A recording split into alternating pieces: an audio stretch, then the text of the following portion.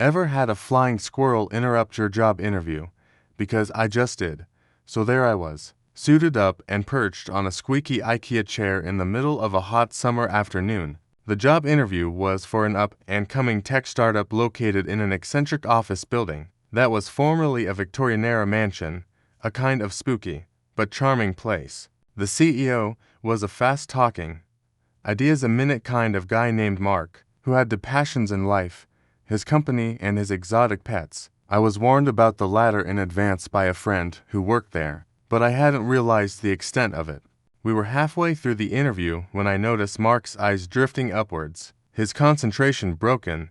As I turned my gaze to follow his, I spotted a blur of gray and white zooming down from the antiquated chandelier. It was heading right towards us. In a split second, with a flurry of fur and a flash of tiny claws, a flying squirrel named Cedric, as I was quickly informed, crash-landed right onto my resume, skidding across the polished mahogany table, sending my painstakingly organized portfolio flying. Mark gave an embarrassed chuckle, explaining that Cedric usually slept through the afternoon but must have been roused by the heat. Nonchalantly, as if this happened every Tuesday, he scooped up the little daredevil, offering me a chance to hold him.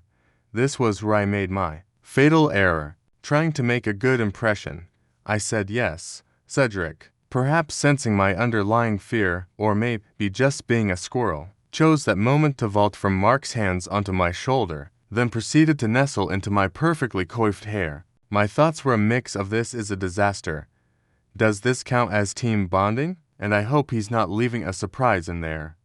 Mark looked on in amusement, half impressed and half apologetic, as he called in a team member to coax Cedric out. That's when I realized the entire team was crowded around the office glass wall, watching the spectacle with a mixture of horror and delight. The interview ended with a casual debrief, a scratch from Cedric, the badge of honor, they called it, and an offer for a second round. So, if you ever find yourself in a peculiar job interview, just remember, at least you didn't get turned into an impromptu nest for a flying squirrel. And yes, I went back for the second interview. After all, how many people can say their career started with a flying leap from a squirrel?